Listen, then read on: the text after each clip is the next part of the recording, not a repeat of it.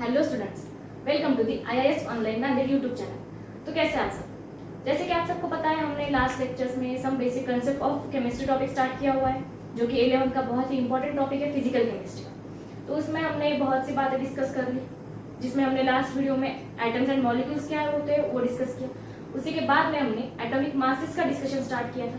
ठीक है, तो जब हमने एटम की डेफिनेशन देखी, मॉलिक्यूल की डेफिनेशन देखी, उसके बाद में हमने देखी थी एटॉमिक मास की डेफिनेशन। तो उसमें हमें कहीं पे एक वर्ड आया था एवरेज एटॉमिक मास बोल के। ठीक है, तो वहां पे एवरेज जो कुछ भी वर्ड आया था, तब मैंने आपको बोला था कि हम एवरेज एटॉमिक मास जो कुछ भी है हम लोग नेक्स्ट वीडियो में पढ़ेंगे। तो आज वो टाइम आ गया कि हमें देखना है एवरेज एटॉमिक मास क्या है।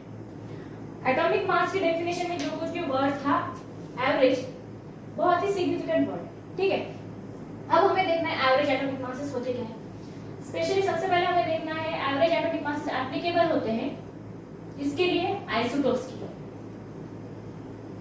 Applicable for isotopes. ठीक है, आइसोटोप्स के लिए एप्लीकेबल होते हैं। तो अब हमने पहले भी आइसोटोप की वीडियो देख ली थी, तो उसमें हमने क्या देखा था, आइसोटोप मतलब होते क्या है। आइसोटोप क्या होते हैं? Atoms of an element, atoms of elements having same atomic number but different atomic mass, but different atomic mass। ठीक है,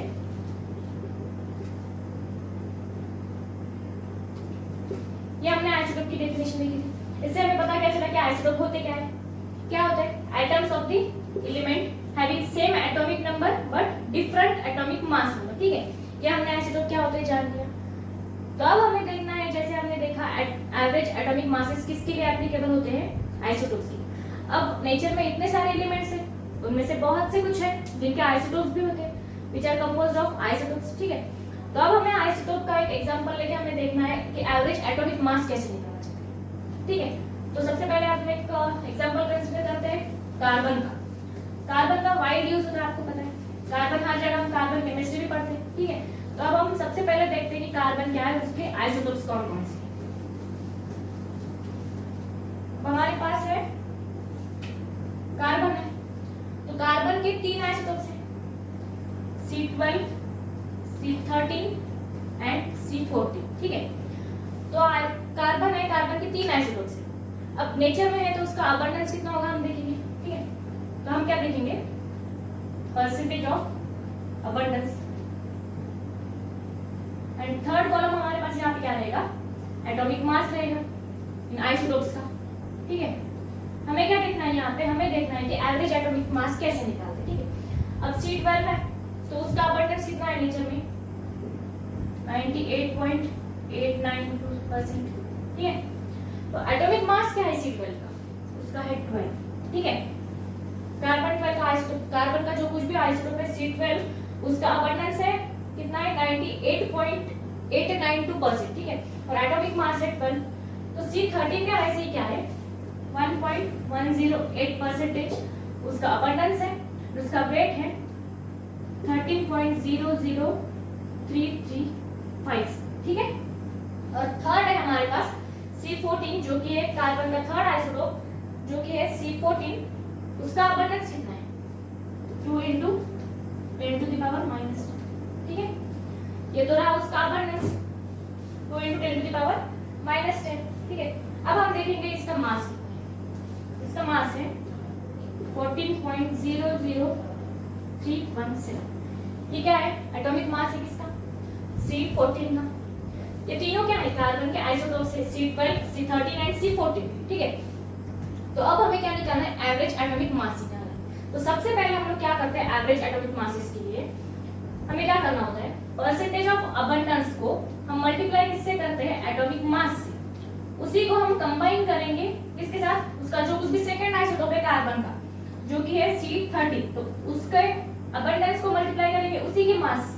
ठीक है, तो ये होता है, इस तरीके से हम कंबाइन करके उसका मल्टीप्लिकेशन और कॉम्बिनेशन करके हम लोग क्या निकालते हैं, हमें मिलता है एवरेज एटॉमिक मास।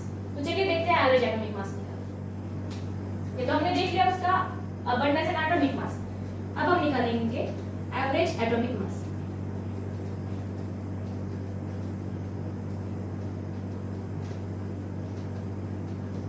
किसका निकालना है हमें? कार्बन। ठीक है, तो हम लोग क्या करेंगे, जो कुछ भी परसेंटेज ऑफ अबंडेंस है, ठीक है, आइसोटोप का, उसी को मल्टीप्लाई करेंगे हम उसी के एटॉमिक मास। ठीक है, तो सबसे पहले हम लोग क्या करेंगे, 98.89 को हम इसको अप्रोक्सीमेट 98 भी ले सकते हैं। ठीक है, हम इसको 98 ले लेंगे इनटू 12। इसी को हमें कंबाइन किसके साथ करना है? सेकंड आइसोटोप के साथ। ठीक है, सेकंड आइसोटोप के साथ हम इसको कंबाइन करेंगे, तो ये क्या हो जाएगा 1.108 इनटू अप्रोक्सीमेट हम इसको 30 ले लेंगे। साथ ही में थर्ड के साथ भी हमें इसको कंबाइन करना है, तो हमें मिल जाएगा 2 × 10⁻−10 इनटू 14। ठीक है, तो हमें परसेंटेज निकालना है, परसेंट निकालना है, तो हम इसको क्या करेंगे, डिवाइडेड बाय 100 करेंगे। इसको होल हम जब कैलकुलेट करेंगे तो इसको हमें क्या मिल जाएगा, हमें आंसर मिल जाएगा, देखो 12 एटॉमिक मास। आप कैलकुलेट करके देख लीजिएगा, इसका हमें यही आंसर मिल जाएगा। ठीक है, हमें आंसर क्या मिल रहा है यहाँ पे 12। ठीक है, ये अप्रोक्सीमेट किसके बराबर है? जिसका अबंडेंस नेचर में बहुत ज्यादा है, अप्रोक्सीमेट C12। कार्बन का आइसोटोप जो कुछ भी है C12, उसी के अप्रोक्सीमेट मास के जितना हमें क्या मिल गया, एवरेज एटॉमिक मास मिल गया। ठीक है, ये तो हमने जान लिया कि एवरेज एटॉमिक मास हमने कैसे निकाला है कार्बन का। तो अगर आपको इतना समझ में आ गया है तो आगे हम एक एग्जांपल सॉल्व करते हैं। ठीक है, तो अब हमें देखना है इसके ऊपर क्या हमें न्यूमेरिकल सॉल्व करना है, जो कि एवरेज एटॉमिक मास के ऊपर।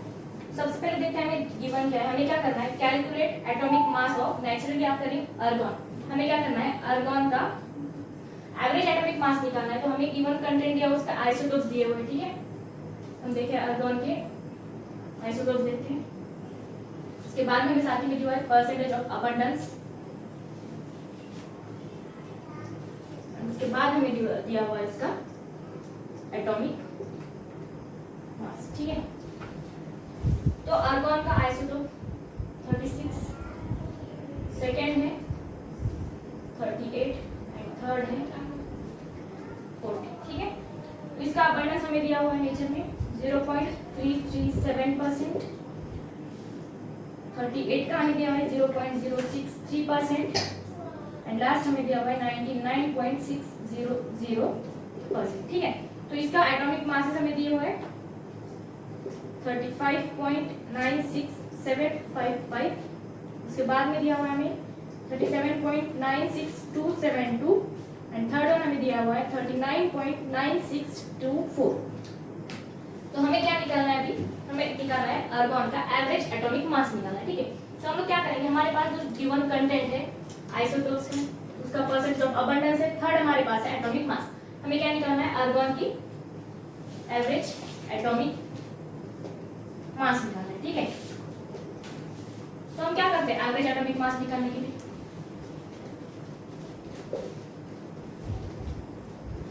हम क्या करते हैं, जो कुछ भी आइसोटोप का अबंडेंस है उसी को हम मल्टीप्लाई करते हैं उसके एटॉमिक मास के साथ। ठीक है,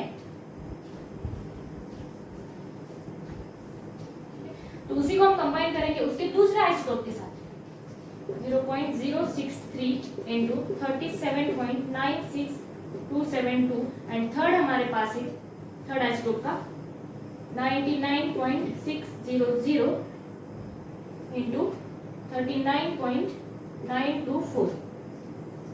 ठीक है, हम इसको होल टर्म को डिवाइडेड बाय 100 करते हैं, परसेंट निकालते हैं ना हम लोग, हमें डिवाइडेड बाय 100 करना होता है। अब आप इसको सॉल्व करके देख लीजिए आपको आंसर क्या मिलेगा। जब हम इसको सॉल्व करेंगे तो टोटल हमें मिल जाएगा आंसर 39.948 पर मॉलिक्यूल हमें मिल जाएगा। ठीक है, ये तो हमें जो कुछ भी गिवन कंटेंट दिया हुआ था उसी के हिसाब से मैंने क्या निकाल लिया, एवरेज एटॉमिक मास निकाल लिया। बहुत ही सिंपल सा था। हमें एवरेज एटॉमिक मासेस के लिए क्या करना होता है, जो कुछ भी परसेंटेज ऑफ अबंडेंस दिया हुआ है उसी को मल्टीप्लाई करना है उसके एटॉमिक मास के साथ एंड डिवाइडेड बाय 100 करना है। परसेंट निकालना है तो डिवाइडेड बाय 100 करेंगे। ठीक है, तो हम एवरेज एटॉमिक मास किसमें मेजर करते हैं, एटॉमिक मास यूनिट, ये उसका यूनिट होता है। ठीक है, तो ये हमने देख लिया फर्स्ट वन एग्जांपल। इसके बाद में हम लोग सॉल्व करेंगे एक सेकंड न्यूमेरिकल। ठीक है, तो चलिए देखते हैं हम लोग सेकंड न्यूमेरिकल हमारे पास क्या है।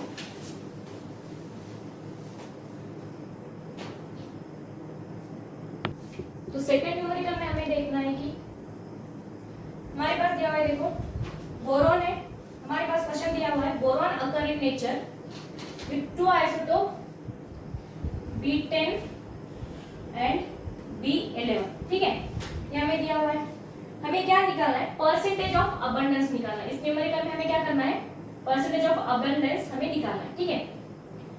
तो इसके लिए हमें क्या दिया हुआ है, एवरेज एटॉमिक मास दिया हुआ है, ठीक है, हमें दिया हुआ है एवरेज एटॉमिक मास दिया हुआ है, ठीक है। वो कितना दिया हुआ है हमारे पास, 10.8। एवरेज एटॉमिक मास दिया हुआ है, बोरॉन के दो आइसोटोप्स हमें बताए गए हैं जो कि नेचर में अकरिंग है, तो हमें निकालना है परसेंटेज ऑफ अबंडेंस निकालना है, ठीक है। तो चलिए सॉल्व करते हैं इस न्यूमेरिकल को। तो सबसे पहले हमारे पास दिया हुआ है एवरेज एटॉमिक मास निकालना है, ठीक है। तो हम लोग सबसे पहले फार्मूला का यूज करते हैं। हम लोग क्या लेते हैं फार्मूला के right side, average atomic mass लेते हैं, ठीक है, जो कि हमारे पास गिवन क्या है 10.8, ठीक है। तो हम लोग सबसे पहले फार्मूला में क्या लेते हैं, एवरेज एटॉमिक मास लेते हैं। अब हमारे पास यहाँ पे क्या दिया हुआ है, बोरॉन के दो आइसोटोप्स दिए हुए हैं, जो कि फर्स्ट वन है B10 एंड सेकंड वन है B11। तो अब दोनों का हमें क्या निकालना है, परसेंटेज ऑफ अबंडेंस निकालना है। तो फार्मूला में हम लोग क्या करते हैं, परसेंटेज ऑफ अबंडेंस को हम लोग मल्टीप्लाई करते हैं उसके मासेस के साथ, ठीक है। तो मासेस हमारे पास एटॉमिक मास टोटल हमें दिया हुआ है बोरॉन का कितना 10.8 दिया हुआ है। तो अब हमें इसका अबंडेंस निकालना, तो हम सबसे पहले मान के क्या चलेंगे, B10 को हम यक्स कंसीडर कर लेंगे, ठीक है, क्योंकि हमें अबंडेंस निकालना है तो पता नहीं है ना, ठीक है। तो हमें जब B11 का निकालना पड़ेगा तो हमें क्या करना पड़ेगा, 100 माइनस यक्स कंसीडर करना पड़ेगा। क्यों, क्योंकि होल हम कितने का परसेंटेज देते हैं, 100 का। तो जितना कुछ भी B10 उसमें प्रेजेंट होगा, जितना कुछ बचा हुआ रहेगा वो क्या रहेगा, B11 आइसोटोप रहेगा, ठीक है। तो अब हमें एवरेज एटॉमिक मास तो पता है, हमारे पास गिवन है। हमारे पास फॉर्मूला क्या होता है, हम लोग क्या करते हैं, जो कुछ भी परसेंटेज ऑफ अबंडेंस है, अब हम यहाँ पे अबंडेंस किसका लेंगे, B11 का लेंगे सबसे पहले, तो कितना है यक्स है, उसी को मल्टीप्लाई किसके साथ करते हैं, उसके मास के साथ। तो B10 है आइसोटोप, तो उसका मास कितना है 10 है। उसी को हम कंबाइन किसके साथ करते हैं, सेकंड जो कुछ भी आइसोटोप रहेगा, सेकंड आइसोटोप का अबंडेंस हमारे पास कितना है 100 माइनस यक्स हमारे पास, ठीक है। इसी का मास क्या है इनटू 11 डिवाइडेड हम लोग क्या करेंगे 100 करेंगे, ठीक है। तो इसको सिंपलीफाई कर लीजिए, क्या मिल जाएगा 10x प्लस 1100 माइनस 11x, ठीक है, इतना आपको मिल जाएगा, डिवाइडेड बाय 100 होगा, ठीक है। यहाँ पे राइट साइड में आपके पास वैल्यू क्या है 10.8 है, बोरॉन एवरेज एटॉमिक मास दिया हुआ है आपके पास 10.8, इसको हम मल्टीप्लाई किसके साथ करेंगे 100 डिवाइडेड बाय, तो यहाँ पे जाएगा मल्टीप्लिकेशन में 100, 10x माइनस 11x कितना होगा माइनस x प्लस 1100, ठीक है। तो यहाँ पे हमें क्या मिल जाएगा 1080, 10.8 को मल्टीप्लाई करेंगे 100 से, हमें क्या मिल जाएगा 1080, 1100 जो कुछ भी है इसको हम यहाँ पे माइनस में लेके आएंगे, यहाँ पे आने के बाद प्लस का माइनस होता है ना, ठीक है। यहाँ पे हमें क्या मिल जाएगा माइनस x मिल जाएगा, तो यहाँ पे हमें आंसर क्या मिल जाएगा -20 मिल जाएगा, ठीक है। तो ये किसकी वैल्यू है -x की, तो x क्या आएगा 20 आएगा, मतलब ये हमारे पास क्या आ गया 20 x आ गया। x हमारे पास क्या, हमने क्या कंसीडर करा था B10 कंसीडर करा था, बोरॉन का जो कुछ भी आइसोटोप 10 है, x माने हमने क्या कंसीडर किया था बोरॉन का 10 वाला जो कुछ भी आइसोटोप है, तो ये क्या मिल गया हमें x मिल गया, ठीक है।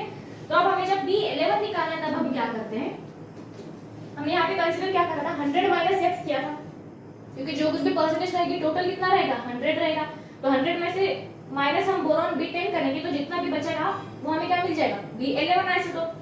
तो यहाँ पे हम लोग क्या करेंगे, हमें क्या करना है 100 माइनस x करना है, तो ये क्या मिल जाएगा 100